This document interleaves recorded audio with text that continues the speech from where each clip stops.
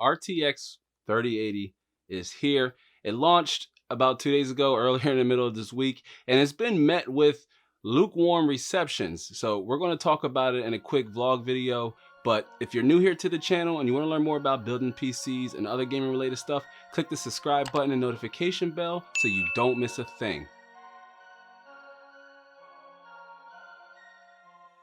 What's happening, YouTube and the internet? Terrence here, and we are back inside the lab and doing a quick RTX 3080 blog. This is my first one, or my first talking head video. We're just going to jump right into it. The RTX 3080 launched on Thursday, and well, if you have been living underneath a rock and you haven't seen the benchmarks, it is about 10 to 12 frames faster. So, and that's at 4K. I mean, the numbers are good. The numbers are great. Like, in my honest opinion, I don't have one.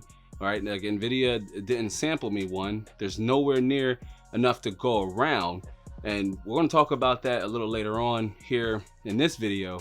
But I mean, the price is what the biggest problem is with RTX 3080.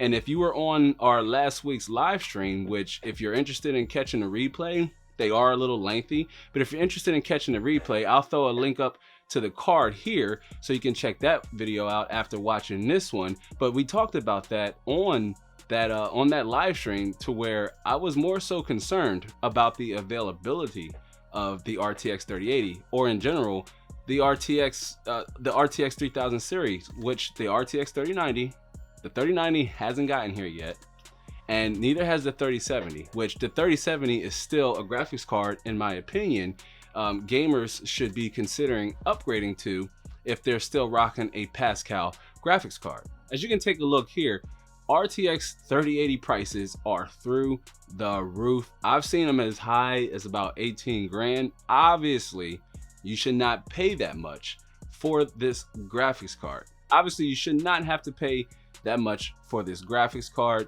I mean, its MSRP is $699. I did read an article from Moore's Law is Dead, which kind of hinted at the idea that this is a manufactured, or this is by NVIDIA's design to have this shortage, or this RTX 3080 shortage.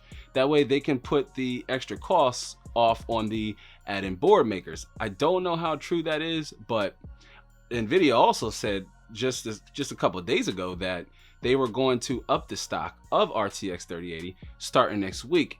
But I highly suspect, and I'm calling it now, right? I really think that those cards are too going to be bought up. I mean, are these miners that's buying them up? I've also seen similar reports coming out that there's one particular user who created a program or a series of bots to go ahead and put a lot of fictitious bids in eBay to kind of discourage the scalpers of marking up the prices on the RTX 3080, just because there's not enough supply to meet the demand. And I talked about this too in the 50 facts about me video, which if you want to take a deeper look at the brain or the mind of inside the lab, or some of the personal things I like and dislike, I'll throw a link up to that video you can watch here after this one, because I talked about that. That's one of the things I dislike the most about being active in this field, or being a used PC enthusiast, and that's scalpers. Users and sellers who mark the price up of the product simply because there's not enough supply to meet demand. We talked about that during the live stream as well, during the GPU shortage, that this same thing happened when miners were buying up RX 580s and GTX 1060s just left and right, and it created this massive void in the new market. There simply weren't enough graphics cards to go around, and those who did have them were marking up the price, selling GTX 1080s for around 1080 Ti prices and higher.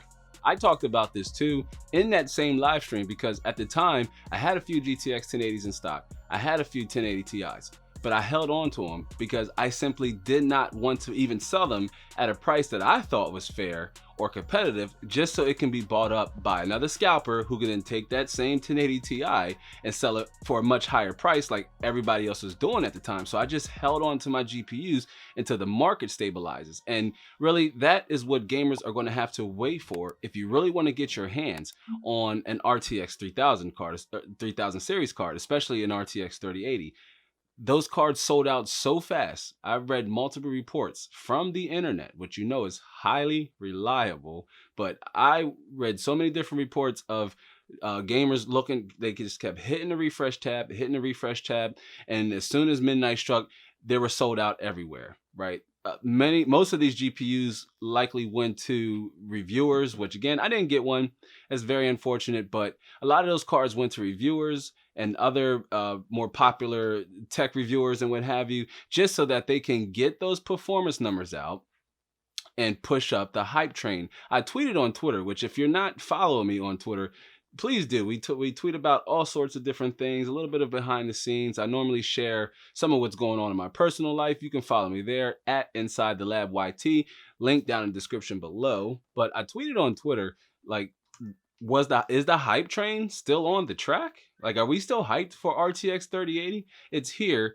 No one can find them or no one could buy them unless you're willing to pay an astronomical amount of money. And if you have that kind of money, by all means go for it, because the performance numbers are there. It is a fast graphics card at 4K. It's delivering close to 120 hertz or 120 frames per second on average, and most of graphically demanding games turn all the way up. That is an amazing feat for a card that's about $300 to $400 less than the RTX 2080 Ti was when that launched. And it does have one less gigabyte of VRAM, because the RTX 3080 has 10 gigabytes of VRAM now. So it does have one less gigabyte of VRAM, but their numbers are significantly different and significantly significantly higher at 4K once you're looking at some of the benchmarks. The RTX 2080 Ti, though, still a good graphics card if you did have one. And I say did because if you don't have it now, chances are you already sold it. I really hope that wasn't the case. In the live stream we did where we talked about buying used graphics cards, I cautioned gamers and other people, those who are watching and those in the audience, I recommended that you hold on to your graphics card. You hold on to your RTX 2080 Ti. You hold on to your RTX 2080. It didn't make much sense for you to sell your graphics card before launch, because history repeats itself here. There are not enough graphics cards on day one for the majority of gamers. Even when more becomes in stock, there's still a significant chance that you won't be able to buy one. They still have pre-orders to fill. Because also, as you can see here on eBay, RTX 2080 Ti's, they're still going for close to like $800-900. Some people in certain Facebook groups were recommending that you sell it for about $500. I'm like, seriously? For a graphics card that's still very much capable of delivering a playable experience at 4K, which if you haven't seen the 4K monitor video we did, I'll also throw a link up to a card so you can watch that video after watching this one, because we did run a few benchmarks after looking at the Asus 28, I think it's MQU, but we did look at a Asus 28-inch 4K gaming monitor with the RTX 2080 Ti, because it looks like we're on the cusp of a 4K revolution, right? Because these graphics cards, RTX 3080, they are 4K graphics cards. You can game at 1080p. Some of the benchmark videos that I've seen did indicate that there is a significant CPU bottleneck. That's important to note, because most of the reviewers use an i9-10900K, which is a 10-core, 20-thread CPU with an insane boost clock frequency of up to 5.2 gigahertz. And that CPU very much still has good IPC, and it still wasn't fast enough to keep up with the RTX 3080. It just wasn't fast enough. You likely needed to up the resolution to say 1440p or 4K to kind of then put most of the load on the GPU. That's also something we talked about in that same 4K video. Towards the end of that video is that you can change your resolution. You have the flexibility of changing your resolution, say to 1440p, which these graphics cards excel at. On a side note, where it's at, in my opinion, is 2560 by 1440p, 144 hertz max settings. Like, that is the reason why I would even want to upgrade, say, to Big Navi, which we are going to get to more here in a second, which would make me want to upgrade to, say, from an RTX 2080 Ti to possibly an RTX 3080 at some point, or even an RTX 3090 should, say, AK gaming become a reality, which, no, I doubt it. Now, 8K gaming likely won't come into fruition anytime soon. Those monitors still very much expensive to this day, but at 4K, you're getting a really good performance with RTX 3000. So far from what we can see with the RTX 3080. They're just really hard to find. And then that takes me to the next part of this video, what I want to talk about, and that's AMD Big Navi RDNA 2. We talked about that also in the live stream, that can AMD really compete with the RTX 3080? Will we really get a high-end Radeon graphics card in the form of, say, a 6900 XT or a 6950 XT or even a 6060? No, I seriously doubt they'd go with that naming scheme. But will we really see a graphics card that AMD can compete with in that? Like, will they undercut NVIDIA or the RTX 3080 by saying deliver a graphics card that'll be on the heels of the RTX 3080? May not be faster, but where AMD always shines is always delivering similar performance to their competitors at a significantly lower price. So reports are showing that AMD might be primed to launch a RDNA 2 graphics card lineup. Like, there's going to be more than one, but starting at the high end, they're talking about RTX 3080 like performance for under $300. That's still going to be an amazing value, and they're going to seriously undercut NVIDIA if AMD can actually deliver on this promise. The 5700 XT, great 1440p card, great introduction to 7nm on their 7nm node on the Navi architecture. So they are primed or positioned to, for once, be able to maybe not leapfrog NVIDIA, but finally catch up in terms of performance. Their graphics cards are going to feature hardware accelerated ray tracing. That's something I'm personally really excited for. It's one of the reasons why I was an early adopter of the RTX lineup. I picked up an RTX 2080 at launch because I wanted to test things like ray tracing. I wanted to test things like DLSS, and we also did a video with Minecraft before the Minecraft RTX update release. We did do a video highlighting the benefits of RTX and some of the downsides, because even now with DLSS, you're still taking a performance hit, but from what I can see in the benchmarks, DLSS 2.0 has improved at least performance. I really don't know about the fuzziness. Again, I don't have the card to test that out. So what will ray tracing look like on the AMD side? What would they call it? Obviously, they won't call it RTX. That's NVIDIA's branding for it, but ray tracing is not new.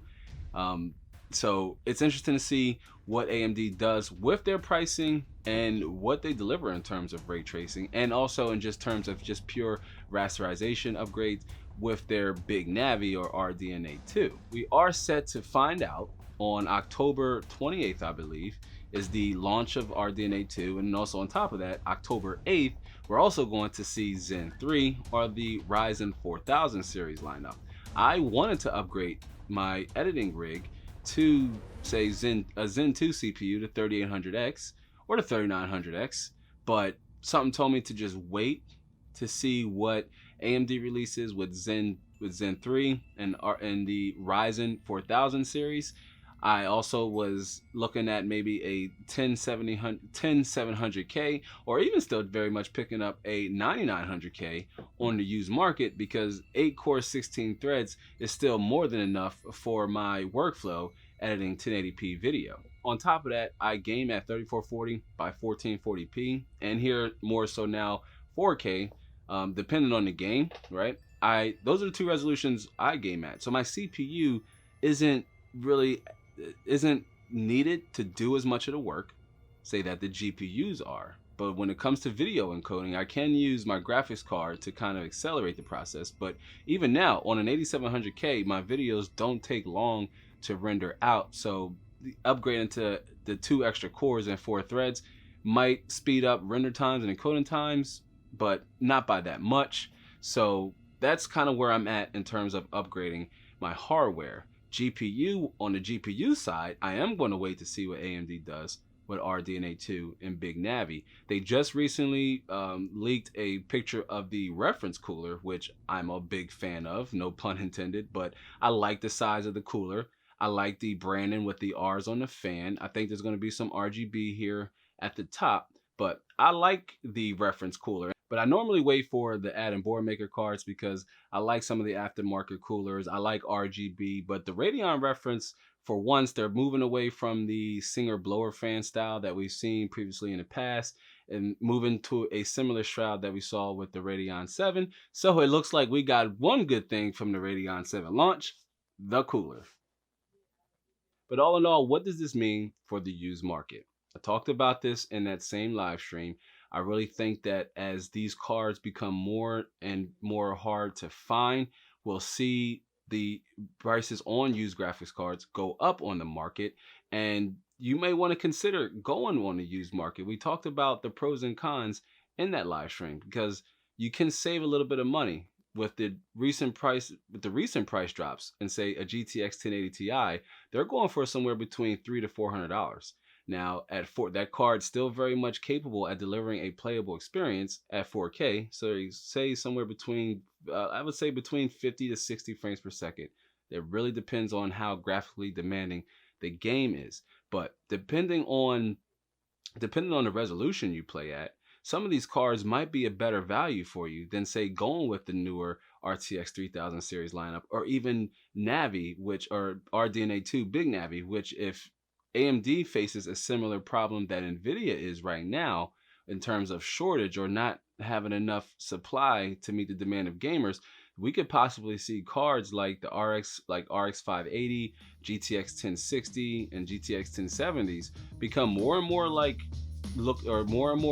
cards that you might want to consider picking up, especially if you game at 1080p. Those are great 1080p high settings cards that you can pair with, say, a Kaby Lake CPU or even Ryzen. We tested our Ryzen 5 1600X with a GTX 1070. I'll throw that link up to that video right here too, if you want to watch that one after watching some of the other ones we recommended, or some of the ones down in the description below. But check that video out because we tested the Ryzen 5 1600X with the GTX 1070, and we got really solid performance numbers from games like Fortnite and PUBG.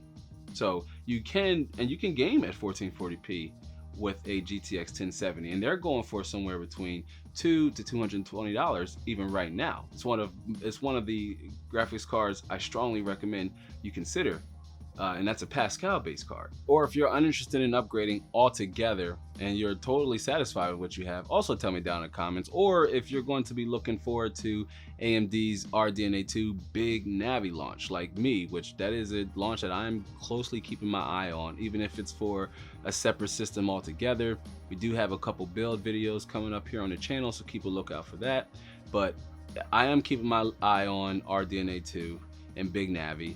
Turing, once supply and the market kind of once supply is filled and the market kind of stabilizes, then we'll see what the prices look like, because I'm very concerned for the RTX 3070. And for more awesome PC tech and other gaming related content, watch the top video first and the bottom one next. Join our community by tapping the round subscribe icon down there at the bottom. And with that said, I'm gonna go ahead and go. Thanks for giving this one a watch. I hope to catch you on the next one. So until then, be easy.